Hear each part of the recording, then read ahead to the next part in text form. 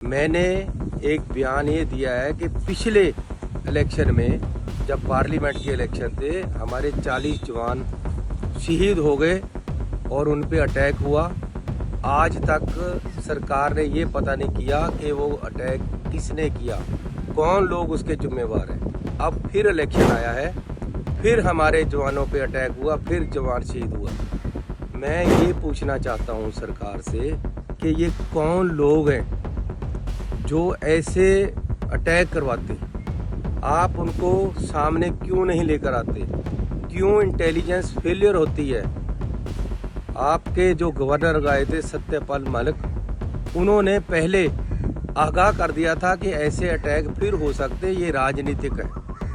आपका जो प्रधान है बीजेपी का पंजाब का सुनील जाखड़, जब पहले अटैक हुआ 40 जवान शहीद हुए, उसने प्रधानमंत्री जी का इस्तीफा मांगा था कि ये साजिश के तहत अटैक हुआ। उसकी मेरे पास वीडियो है, मैं जारी कर रहा हूँ। उन्होंने पूरी जनता में स्टेज पे बोला कि जी अमित शाह जी, प्राइम मिनिस्टर का इस्तीफा मांगो, हमारे 40 जवान शहीद हो गए। मोदी साहब आज कह रहे हैं कि पंजाब में मेरी जान को खतरा था। कल अमित शाह जी आए यहाँ पे और उन्होंने बयान दिया कि मुख्यमंत्री चरणजीत सिंह चन्नी इस्तीफा दें क्योंकि वो उनकी सुरक्षा का पुख्ता प्रबंध नहीं कर सके। मैं मनिंदर सिंह दे ते बाकी जेड़े 39 जवान शहीद हुए इन्हां दे परिवारां नूं मैं की जाके दसां, ਉਹ नहीं मुड़ के आए।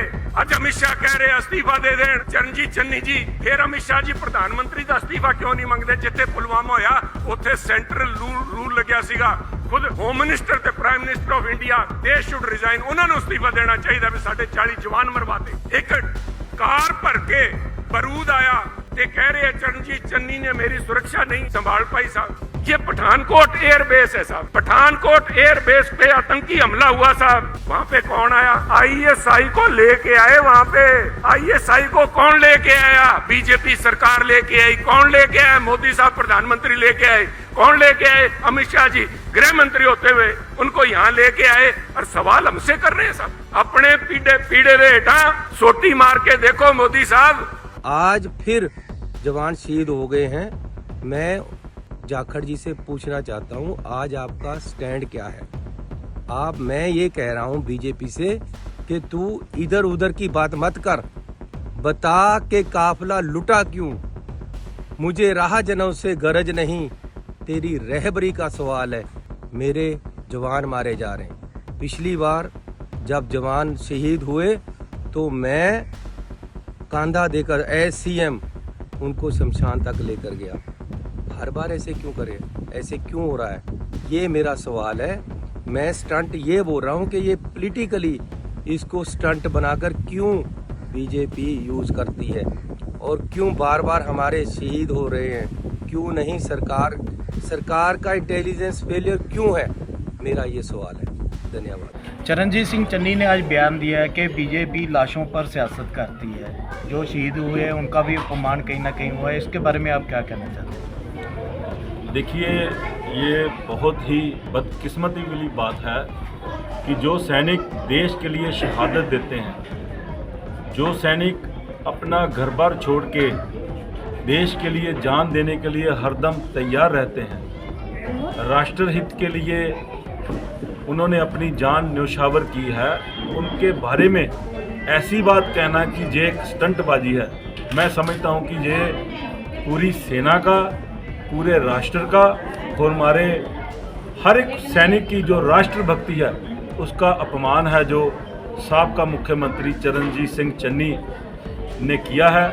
तो मैं कड़े शब्दों में उनके इस बयान की निंदा करता हूं और मैं ये चाहता हूं कि उनको अपने इस बयान के लिए सारे देश से माफ़ी मांगनी चाहिए। शहीदों पर सियासत करनी क्या ठीक है? देखिए, शहीदों को तो नमन करना चाहिए। शहीदों की जो शहादत है, उनके किस्से हैं जो अपने नौजवानों को, अपने परिवारों को सुनाने चाहिए कि किस तरीके से जो हमारे देश के वीर जवान हैं अपनी जान हथेली पे रख के हमारी रक्षा करते हैं।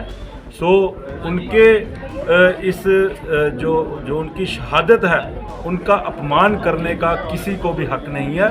और मैं जो बयान चरणजीत सिंह चन्नी ने दिया है, मैं उनके इस बयान की कड़ी शब्दों में निंदा करता हूँ। लोगों में काफ़ी रोष है, आज विरोध भी करते नजर आए हैं शाम को उसका, चरणजीत सिंह चन्नी का।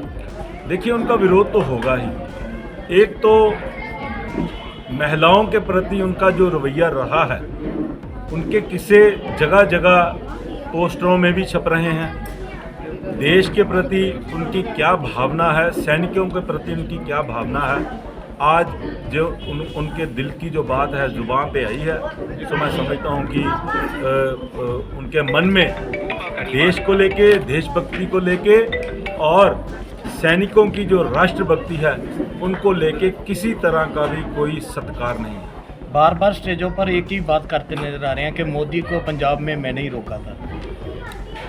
देखिए, ये पता नहीं कि वो इसमें अपनी पीठ ठोक रहे हैं कि लोगों से अपनी पीठ ठकवा रहे हैं। ये तो समय बताएगा कि मोदी साहब को रोकने का जो परिणाम है, एक बार तो वो पहले भुगत चुके हैं, 2 जगह से इलेक्शन लड़के, अब तीसरी बार भी बार बार उन बातों को करना, अगर मैं समझता हूँ कि किसी इंसान से किसी तरह की कोई गलती हुई हो तो उस गलती को ख़त्म करके, उस गलती को बुला के दोबारा ये बात कहनी कि ये मैंने अच्छा किया था, तो कहीं ना कहीं इसके परिणाम हैं, उनको दोबारा भुगतने पड़ेंगे। धन्यवाद।